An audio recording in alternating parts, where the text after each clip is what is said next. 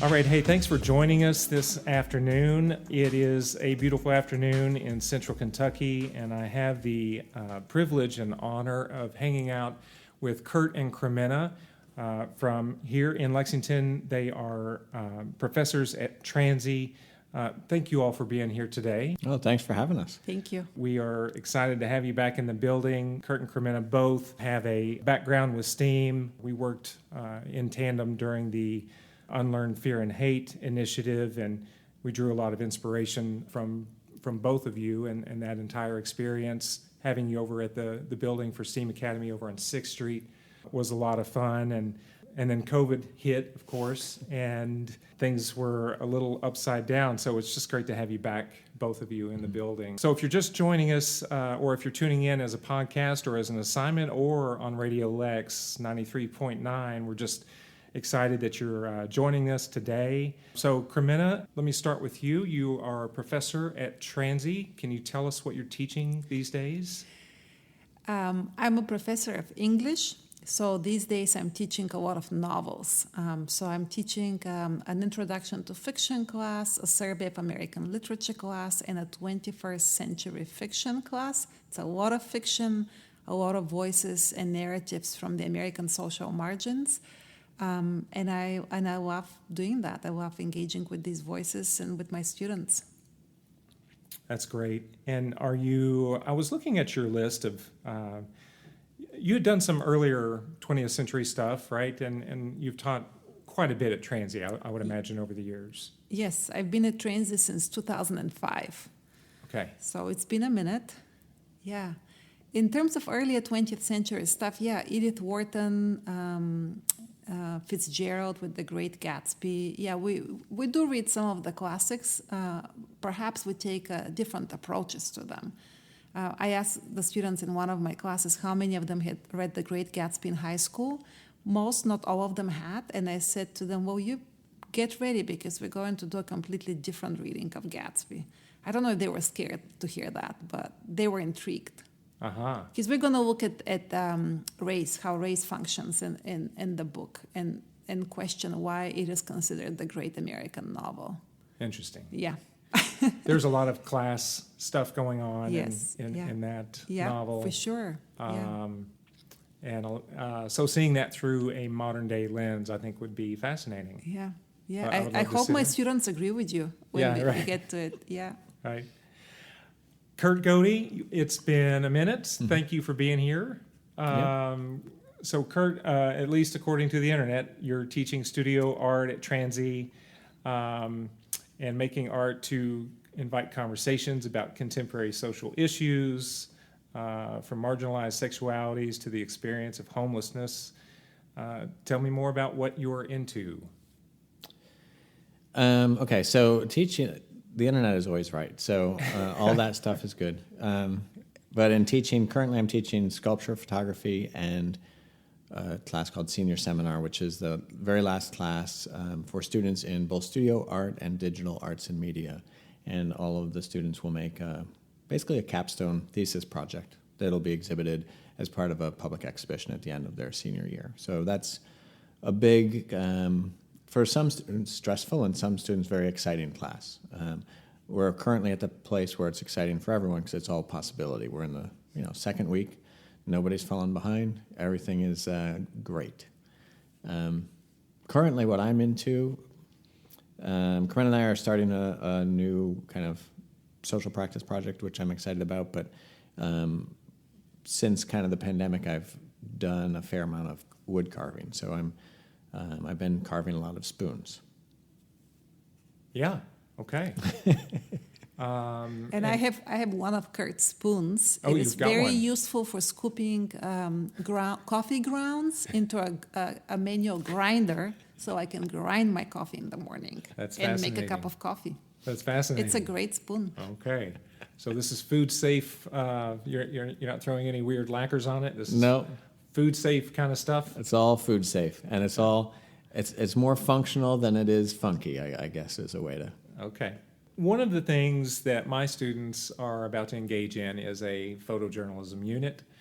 And I repackaging that this year in a couple of fresh ways. I think since the pandemic, it seems like everything's like pre and post pandemic, but we're looking at really a community focus for this school year, not just in photojournalism, but in a lot of the stuff that we're doing.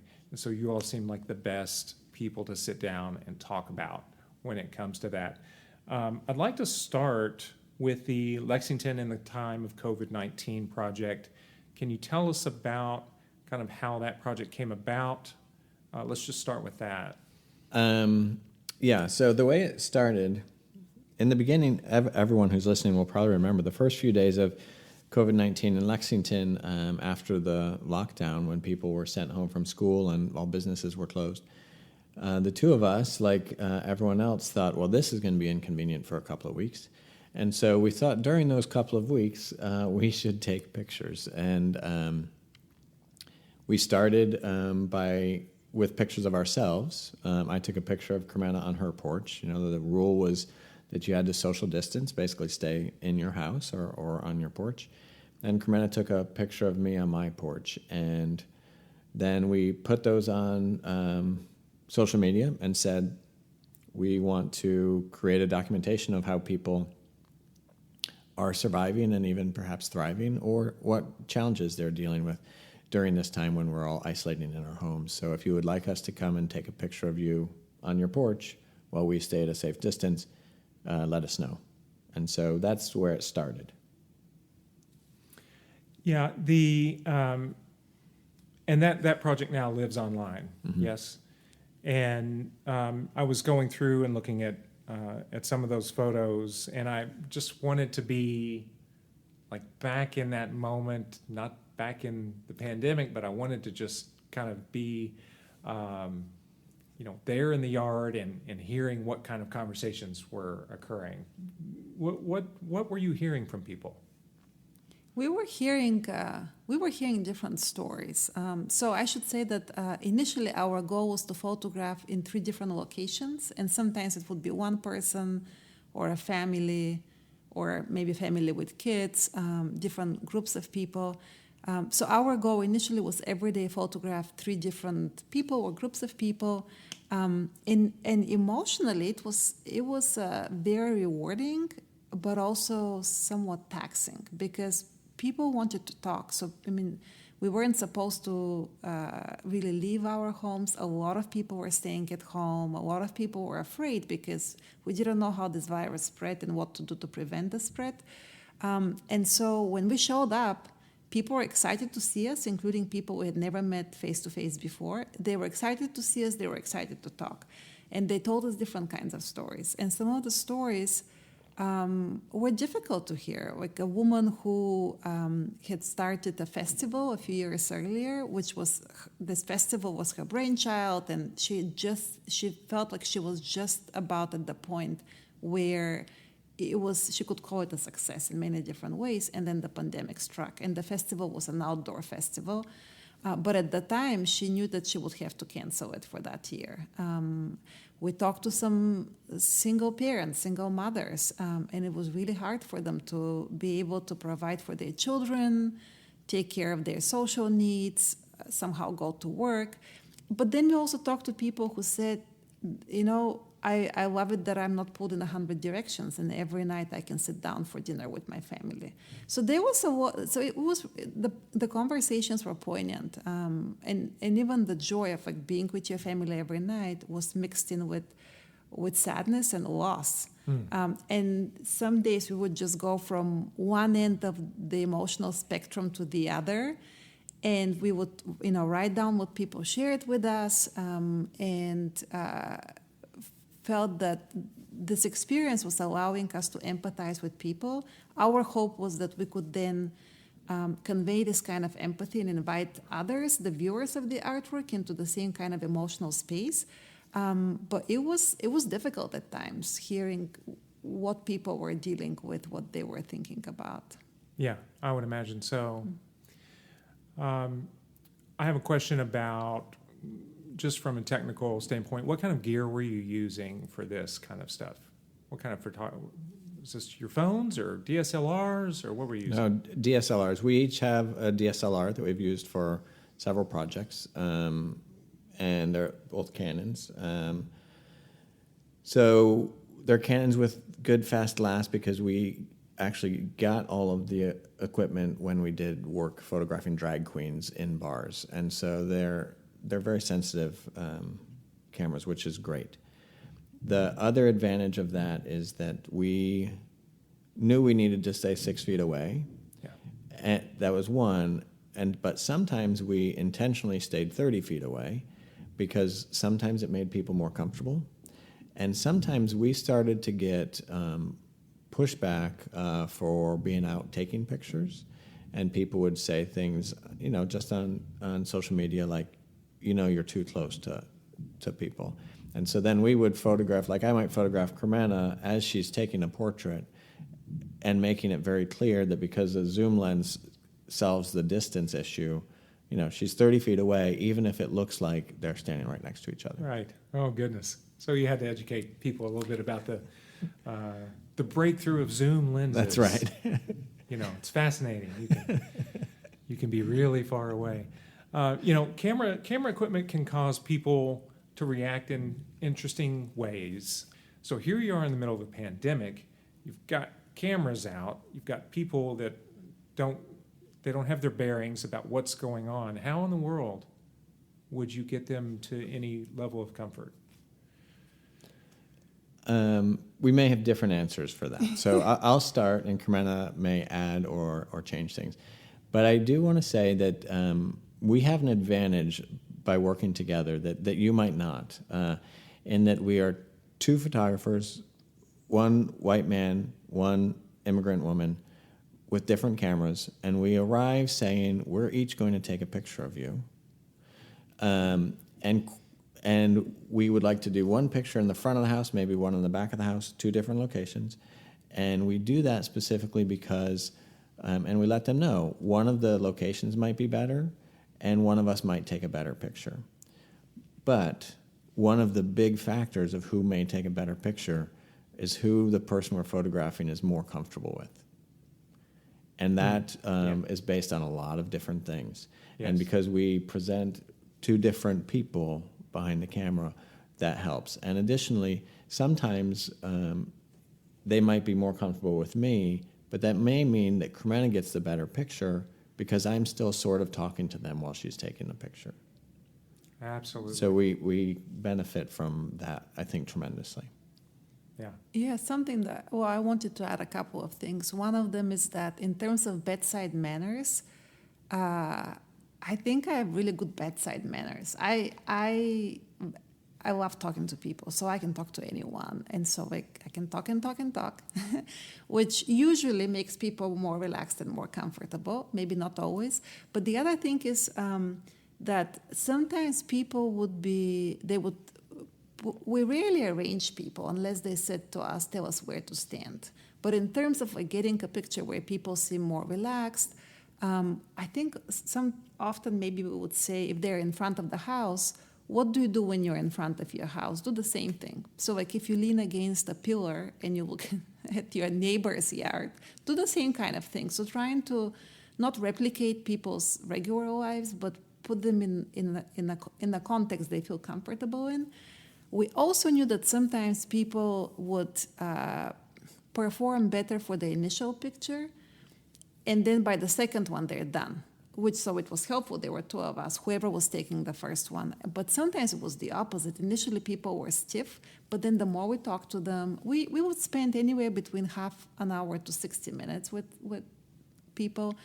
Eventually, we've talked long enough that they really relax. And so by the time we go to the second location, or even if it's still the same space in front of their house, they're much more comfortable with us. And in general, I think feeling comfortable with the person who is photographing you is really helpful, but also not being asked to pose, because I don't know how to pose. But if someone says to me, sit on this chair how you always sit on it, then I can do that. So hopefully that's helpful to your students. Yes, absolutely. I expect them to embrace the struggle of this part of it. It's going to be interesting to see how they handle that. And there are lots of different approaches to just trying to get that subject to a place where they, in photography, we're trying to capture like this moment, right? This moment in time that is not contrived. Even if there's some posing going on, we're looking for that humanity, that connection with someone. I want to touch on briefly this idea. I'm thinking through the lens of a 14 or 15-year-old. When we start to have conversations about art and community, if I'm a 14 or 15-year-old and I'm thinking, man, my photograph and my essay paired together is not going to change the world. It's not going to matter. I know that this is going to bring up conversations about how art can influence community and people. You all have walked that life. So what do you say to the skeptic? I would say that most people, the majority of people like to feel seen and heard. It matters to people when their lives are acknowledged, when their voices are heard, when they've shared their story. And so I think just in that, capturing photographs and stories and voices of anyone, but especially of people who aren't usually asked to be photographed or aren't asked to share about their lives and stories, that is so meaningful. It's meaningful to those people, and I think that makes it important. If you have managed to make someone feel recognized and seen, that is so important. It's also meaningful to the people who are going to see those photographs or hear those stories, because it increases these other people's, the viewers, it increases their awareness of who else lives in their community, their city, which I think is increasing their humanity through that awareness.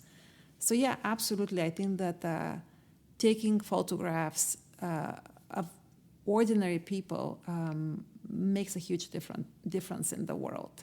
Kurt, let me read something that the internet also said that you said. I already said it's all true, right? It is all true. You were quoted as once as saying, "Nobody likes group work. As soon as you say you're going to do a group project, everyone moans. My son's in 5th grade and he does the same thing. In reality, every job after you leave college is group work." You are known for your passion for community exhibition and that raising the authenticity of what's going on in the classroom, making it real. When it comes to group work, and in this particular project that we're embarking on, I'm going to leave that loosely. I'm going to leave that up to the students. Some are going to want to walk their own path. Some are going to want to join together. They're going to feel more comfortable doing that. How do you, based on that quote, I'm just wondering, how do you handle some of the bemoaning of group work and dealing with the proverbial slacker that's over there playing their Nintendo Switch or something? And how do you deal with that? Well, I first want to say, for this type of project, I teach photo transy, and if I do a project, it's a photojournalism-based project. And I give people the option to work in groups or not in groups. I certainly would point out at the end, if they photographed a single person as part of their project, they just made a group project. Just because they're the only one who's making the camera decisions doesn't mean they're not working with someone, right? So it's like there's another person involved in the creation of this picture. So part of what I try to do is to help students realize that not only is everything group work, they're totally fine with some parts of group work. It's the parts that we usually attach that phrase to that we don't like. And those parts, those are the grading parts, those are the proverbial slacker in the corner. And also the idea, sometimes I will have a group of students that all work equally hard, and someone will come to me and say, like, there wasn't a slacker in the group, and then suddenly they realize, oh, if there wasn't, then maybe it was me, you know?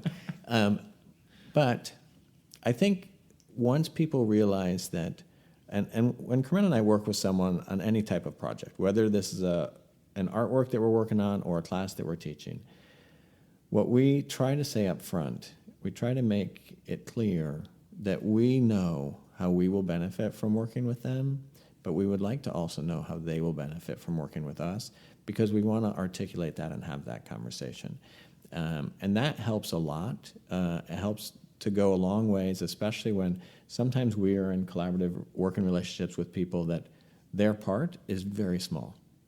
And if we hadn't had that conversation up front, we might feel like they're not doing the thing, but in reality, we know their part is a smaller commitment than ours.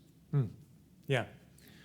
That's great. I love your challenge of some of just the normal conventions of how we define group work and the fact that, it really, everything is group work. And, we have that conversation at the high school level quite often. In fact, one of our STEAM habits here is intentional collaborator is one of the 6 of the benchmarks of what we count to be someone that is going to be successful, not only in academics, but really in life.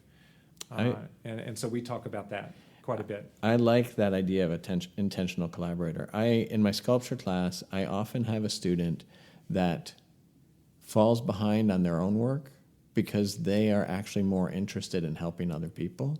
And it's, it's important to me to acknowledge that for them. Like, I see that you're falling behind, but it's because nobody else is due to your help.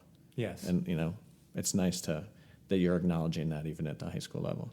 It's great to see altruism like that occurring. Absolutely. Well, we're excited about the process and what we're about to, the struggle that we're about to embrace. We know we're going to grow from it, and hopefully I see so much potential in this group of kids. This is the class of 2027, if you can believe that. But they're going to be doing some great things.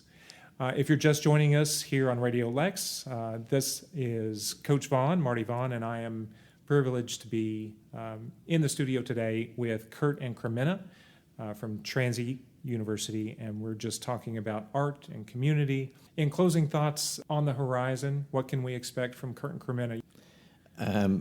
This will be the very first time we've shared it, so we're trying to do eyes to each other to see how much to share here. I saw that, and I'm excited.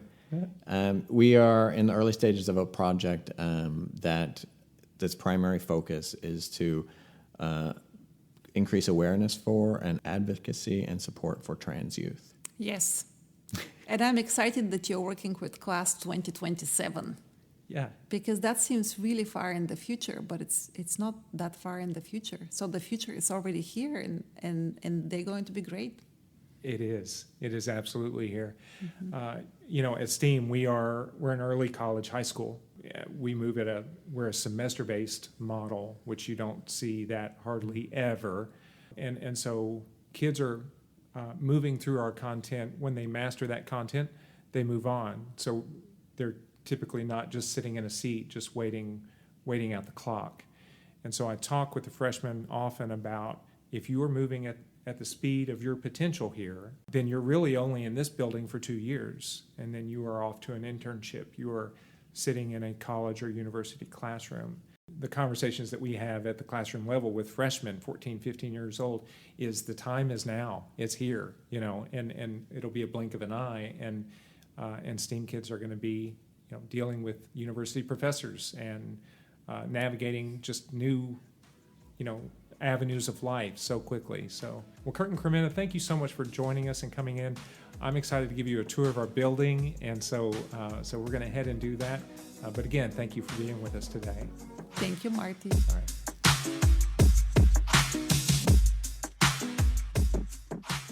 Thanks for tuning in. High School Live is produced and edited at STEAM Academy here in Central Kentucky. The views and opinions expressed in this program are those of the speakers and not necessarily a reflection